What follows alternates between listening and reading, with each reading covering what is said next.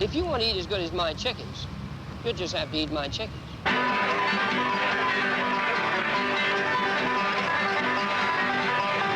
I don't use toilet paper. Meet Jimmy Carter.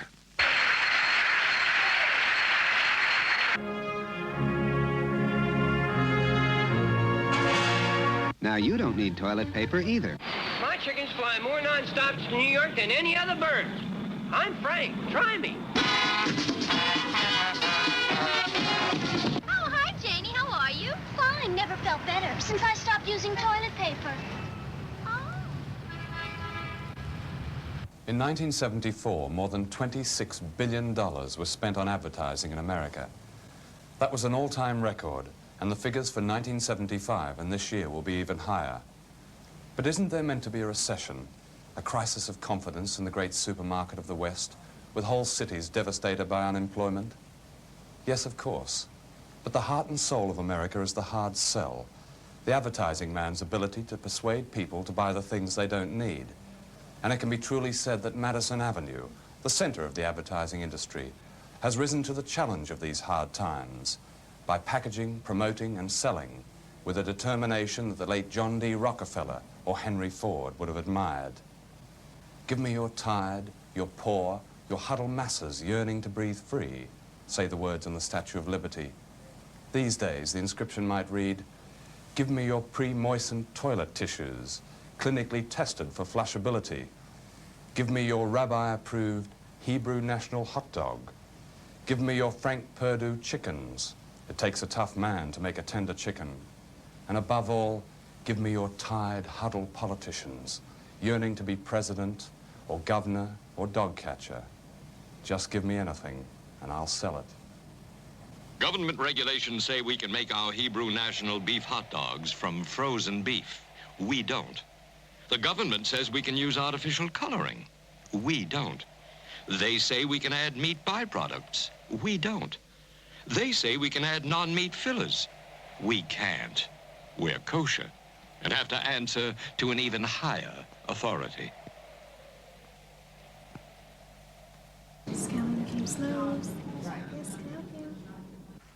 There were some skeptics on Madison Avenue who said that the American public would never swallow a Hebrew national hot dog.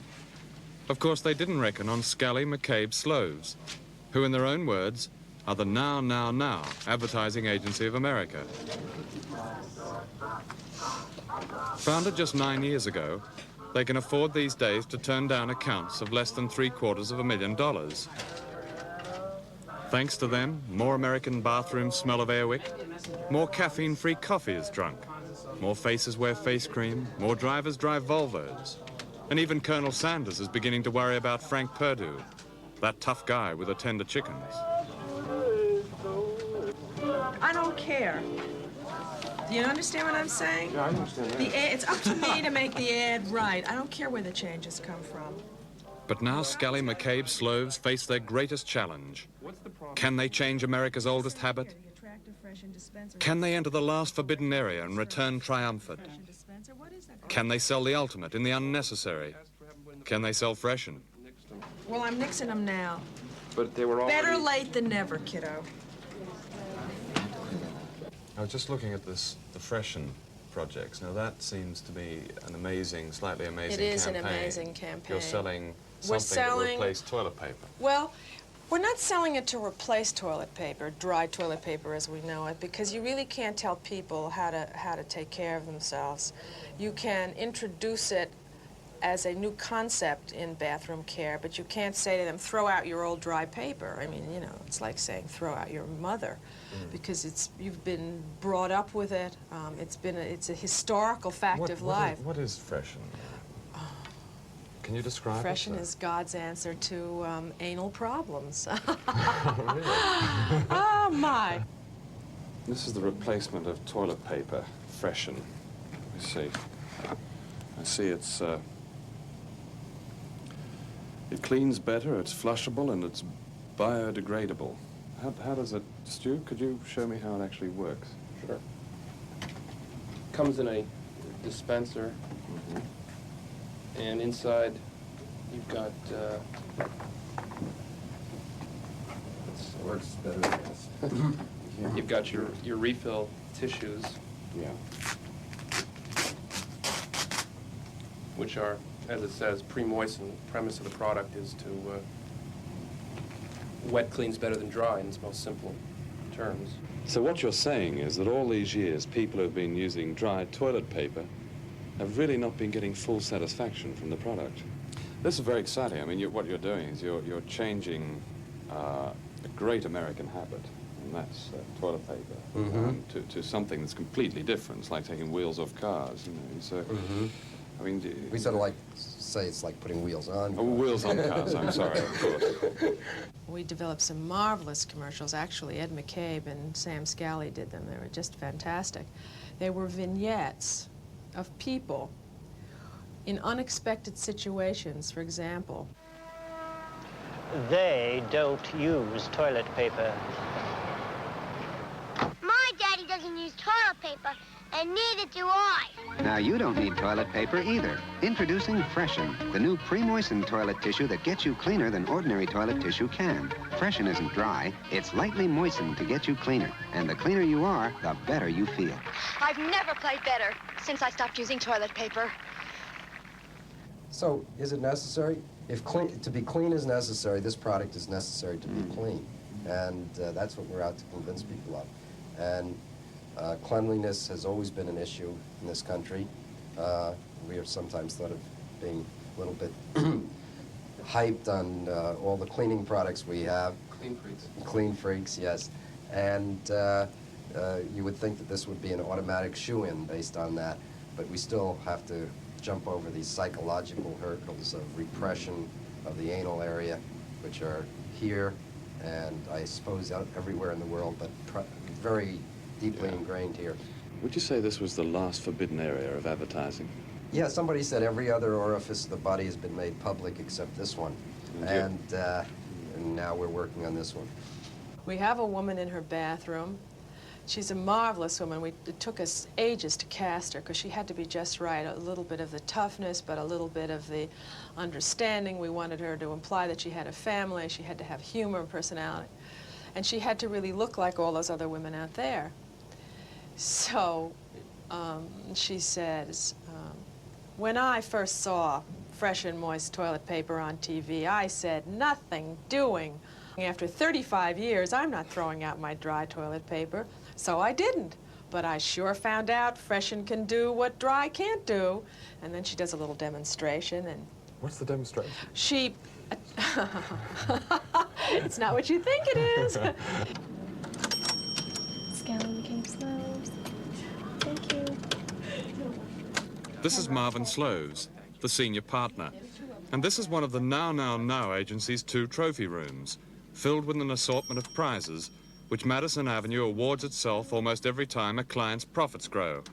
Most of them here were won by copywriter Ed McCabe, the wonder boy who wrote the words that sell Hebrew hot dogs and wet toilet paper. Ed has a place all of his own in Madison Avenue's Hall of Fame. Take Freshen. Your campaign says that it makes you cleaner, but all these years we've all felt all right with toilet paper, I would imagine. Well, you've never had a choice. Yeah, that's also the problem. You were just all right. This happens to be a superior product. And Ed's right. There will be a lot of people who will never, ever buy it. But they won't buy it for the wrong reason. They're not going to buy it because they have such an ingrained habit of using dry toilet paper that they don't even want to think about anything else, and they think they're clean enough. The problem is that this does work better, and it is a superior product. And that's all we're trying to tell people, that it is a new, improved way of doing something. Don't people buy, a lot of people buy for the packaging, and that's why so much money is spent on packaging. And in fact, because of the advertising, forgetting the substance of the advertising, the slickness of a commercial, your talents, you write the copy and so on, surely. I can get away with that once. If I do something very slick, and they go and buy it for that reason, which is a very superficial reason, and the product doesn't deliver in some way, in a functional or usable way, they won't buy it again. Yeah. And if they do, it's asking an awful lot for me or people in advertising to say, well, we're not going to give it to them. Is it fair in the midst of a recession with up to 9 million people in this country out of work for, let me say, advertising generally, to give the American people with, as I say, 8 million or 9 million unemployed, a product that some people might think was not necessary? Oh, I'd love to answer that. Some people may think a product is unnecessary. Another person may think it's very necessary. I don't think it's anyone's place to tell people what they need. And I think the success of our system is you offer them something. If they want it, they buy it. If it's terrible, they won't buy it. They make or break products in the marketplace. And I don't think our job is to be a censor on what the American public should have. I think, sure, if something's dangerous or hazardous and they put their hand in it and their hand falls off or something, then you exercise that kind of judgment. But whether or not a product is valid or not, I don't think is necessarily right for us to make that decision. Let me put it this way. What would you not sell, Marvin? Personally, you mean as a company or me personally? Well, yes. I wouldn't sell any politician that my partners didn't concur in his political beliefs. And I wouldn't expect anyone at this agency to work on any political campaign that they didn't believe the person they were working for or the cause was a just and fair one. I'm not sure it's really fair that agencies should be involved with selling politicians, because I do think that it can come down to a case of a good agency versus a bad agency. And to me, that's potentially a very dangerous thing, because I think you can package, like we saw with Nixon. Sure. You can package a politician and make him palatable to people. I think it becomes a very dangerous area. And there's another example, it's called Ronald Reagan. Yeah? Absolutely. Where is he positioned? He put himself right into a box. Yeah. And he's going to, he did it all by, he had it. It's like, you know, it's like having distribution in every supermarket. The whole world is waiting, and then you open up the box, and it turns out there's nothing in it. When you advertise a politician and someone buys the product you're selling, that they've had it. Because 4 years with a bad product in the White House is a disaster. With a tube of toothpaste that doesn't taste good, they can switch to another brand, and it's not the end of their life or the world. This year, more than $300 million will be spent on the choosing of an American president. And half of this will go to advertising agencies and to image makers who specialize in the selling of politicians. The importance of image makers was first noticed during the 1968 presidential campaign, when a group of very clever advertising men set out to sell a new product called the new Richard Nixon. Using techniques they would normally use to sell a packet of Nut Crunchies, they persuaded a great many voters that the old Richard Nixon, the one you wouldn't buy a used car from, was dead. And they produced a television image which concealed Mr. Nixon's temper and twitching hands, stilled his horizontally moving eyes, lightened his tough gray beard, and even made him smile. But above all, they gave him that magic ingredient, believability. And it worked. The product was elected President of the United States. After Watergate, one of Mr. Nixon's image makers had an attack of remorse and honesty. He said, if a politician is given the right image at the right time, he can look out from that TV screen and say nothing, and the schmucks will believe him. Jim Sprouse is not a Nixon, just a hard-working, hand-shaking local politician with no charisma, who wants to be governor of West Virginia. Yes, Jim Sprouse. But Jim Sprouse has a problem. In the language of Madison Avenue, he is a product that doesn't have dramatizable newness. Or rather, he lacks that magic ingredient, believability. As a campaign gets closer into the election date, you have less and less news coverage because there's so many candidates competing for it. And the news people have a tendency to give you a pretty short shrift. How are you all this morning? Jim Sprouse. Good to see you. Hi. Joe, how are you this morning, buddy? Hey, how you doing? Hey, hello, Joe. Hello, Bobby. Hey, how you doing? You haven't got a hand to shake. Good to see you. It's frustrating to have to sell like you sell soap or other commercial products, you know, and you obviously can't get any in-depth programs in 30-second, 60-second spots. Well, Sprouse was the only honest man in that whole administration. Yeah, once you watch this section, too, this is just really roughly put together. No one can deny that within my... So Jim Sprouse needs an image maker, and he has hired one of the best and most expensive in the business, Charles Guggenheim, who helped to change Bobby Kennedy's image from that of a ruthless opportunist to an all-American hero. From literally miles of film, Guggenheim's staff will carve a new, improved Jim Sprouse. Just how important is advertising in winning political campaigns? The political process is an advocacy thing. Just in court, I think you place your best positions forward, and you often put aside those things that you do not think will be most helpful to your case. And there's no disguising the fact that the political process is an advocacy process. Is it more difficult to work with a hero like Bobby Kennedy, as you did, or with someone like Jim Sprouse? I think it depends more on the personality than how well known they are. All you had to do is be with Robert Kennedy, as you have, and see him with people. You knew that he had a tremendous quality for self-effacement, great sense of humor.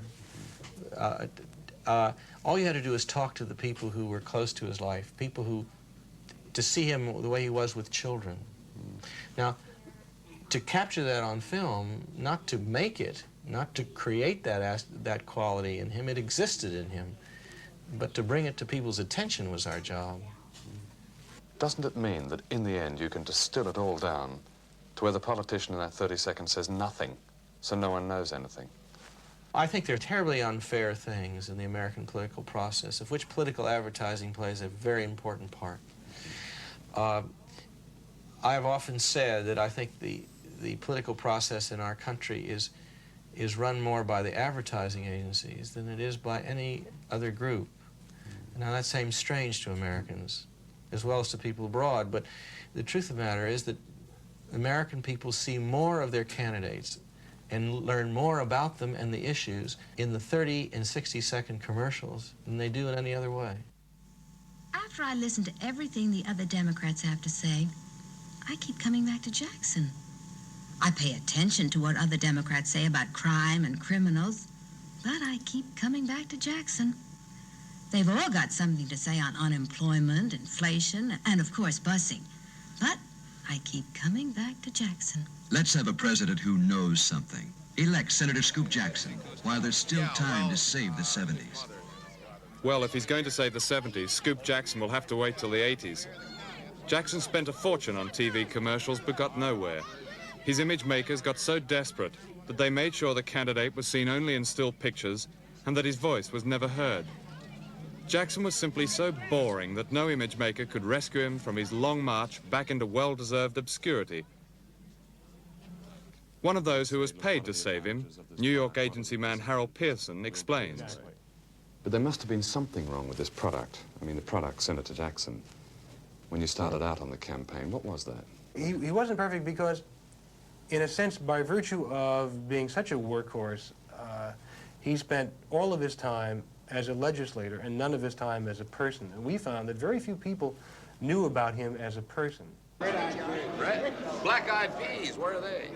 Everyone knew about him in terms of the things, his achievements and his experience.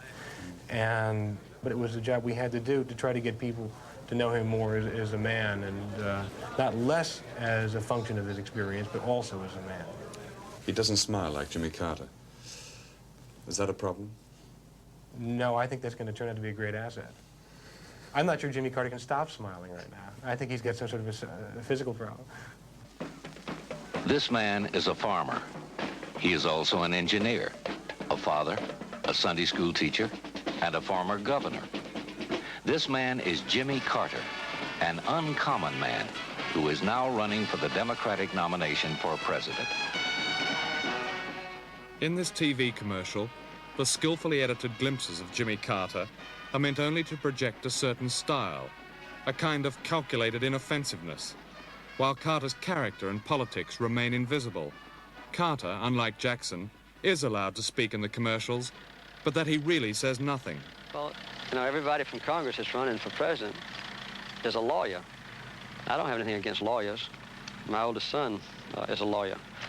But I think it's time to have a non-lawyer in the White House for a change. To make the facts fit the image, Jimmy Carter's claims about his past are never exactly right. Carter says he was a farmer who worked the soil himself, and in his book he claims to have been a nuclear scientist. In fact, he was a commodities broker, the commodity being peanuts, and an ordinary naval engineer. Perhaps not exactly a lie, but they're not exactly the truth either. Jimmy Carter has come a long way since his childhood days in a small town called Plains, Georgia.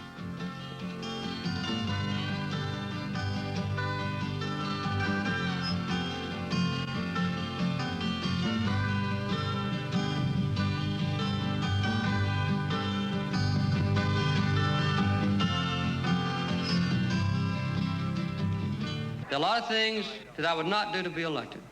And I'd like you to listen closely because I mean it. I'll never tell a lie. I'll never make a misleading statement.